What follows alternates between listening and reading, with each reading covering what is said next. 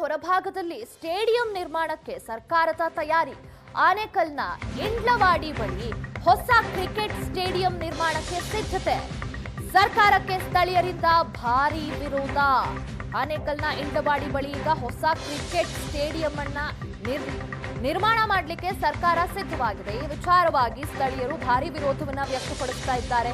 ಚಿನ್ನಸ್ವಾಮಿ ದುರಂತದ ಬಳಿಕ ಸ್ಟೇಡಿಯಂ ಸ್ಥಳಾಂತರಕ್ಕೆ ಚಿಂತನೆ ನಡೆಸಲಾಗಿತ್ತು. ಆದರೆ ಆನೇಕಲ್ನಲ್ಲಿ ಹೊಸ ಸ್ಟೇಡಿಯಂ ನಿರ್ಮಾಣಕ್ಕೆ ಭಾರೀ ವಿರೋಧ ವ್ಯಕ್ತವಾಗ್ತಾ ಇದೆ. ಪರಿಸರ ಸೂಕ್ಷ್ಮ ವಲಯದಲ್ಲಿ ಸ್ಟೇಡಿಯಂ ಬೇಡ ಎಂತಿದ್ದಾರೆ ರೈತರು. ಚಿನ್ನಸ್ವಾಮಿಯಲ್ಲಿ ಕಳೆದ ವರ್ಷ ಆದಂತಹ ಅವಾಂತರ ಅತಂತ್ರವನ್ನ ನಾವು ನೋಡಿದ್ವಿ. ಸಾವು ನೋವುಗಳು ಸಂಭವಿಸಿದ್ವು. ಅದಾದ ಬಳಿಕ ಸರ್ಕಾರ ಈ ಒಂದು ಚಿಂತನೆಯನ್ನ ಮಾಡಿತ್ತು. ಸಿಟಿ ಮಧ್ಯಭಾಗದಲ್ಲಿ ಏನು ಸ್ಟೇಡಿಯಂ ಇದೆ ಅದನ್ನ ಸಿಟಿ ಹೊರವಲಯದಲ್ಲಿ ಮಾಡೋಣ ಅನ್ನೋದಾಗಿ. ಇದಕ್ಕೆ ಆನೇಕಲ್ ಭಾಗದಲ್ಲಿ ನಿರ್ಮಾಣ ಮಾಡಲಿಕ್ಕೆ ಶುರು ಮಾಡಿದ್ರು. ಸಿಇಸಿ ವರದಿಗೆ ವಿರುದ್ಧವಾಗಿ ನಿರ್ಮಾಣಕ್ಕೆ ಮುಂದಾಯ್ತಾ ರಾಜ್ಯ ಸರ್ಕಾರ. 80,000 ಆಸನ ಸಾಮರ್ಥ್ಯದ ಸ್ಟೇಡಿಯಂ ನಿರ್ಮಾಣಕ್ಕೆ ಚಿಂತನೆ ಆಗ್ತಾ ಇದೆ.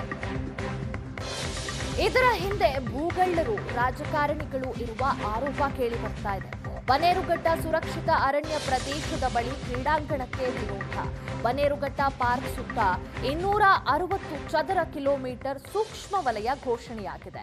ಆದರೆ 2020ರಲ್ಲಿ ಸೂಕ್ಷ್ಮ ವಲಯವನ್ನ 160 ಚದರ ಕಿಲೋಮೀಟರ್ಗೆ ಸರ್ಕಾರ ಇಳಿಸಿತ್ತು. ಸರ್ಕಾರದ ಈ ಒಂದು ನಿರ್ಧಾರವನ್ನ ಪ್ರಶ್ನಿಸಿ ಸುಪ್ರೀಂ ಕೋರ್ಟ್ಗೆ ಅರ್ಜಿಯನ್ನ ಕೂಡ ಸಲ್ಲಿಸಲಾಗಿತ್ತು.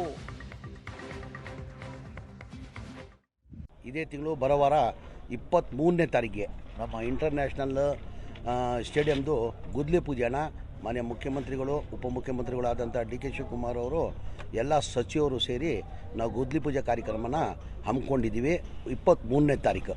ಅದ್ರ ಜೊತೆ ಟಂಡೂಲ್ಕರ್ ಅವ್ರಿಗೂ ಇನ್ವೈಟ್ ಮಾಡುವಂಥ ಬಾಂಬೆಯಲ್ಲಿ ನಮ್ಮ ಸ್ನೇಹಿತರಿಗೆ ಮಾತಾಡಿದ್ದೀನಿ. ಅವರು ಈಗ ಸಾಯಂಕಾಲವರೆಗೂ ಕನ್ಫರ್ಮೇಷನ್ ಕೊಡ್ತೀನಿ ಬರ್ತೀನಂತ ಹೇಳಿದ್ದಾರೆ.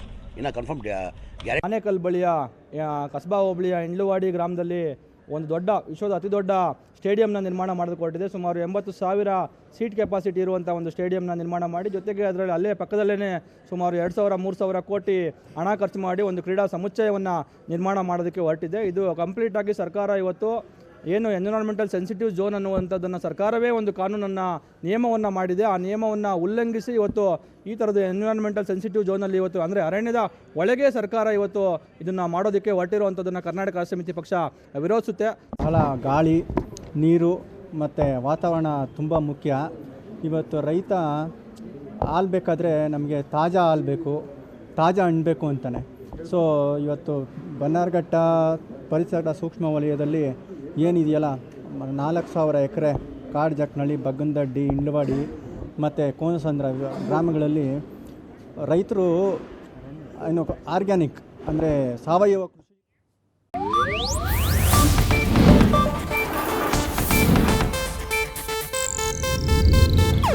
ಇದು ಏಷ್ಯಾನೆಟ್ ನ್ಯೂಸ್ ನೆಟ್ವರ್ಕ್ ಪ್ರಸ್ತುತಿ.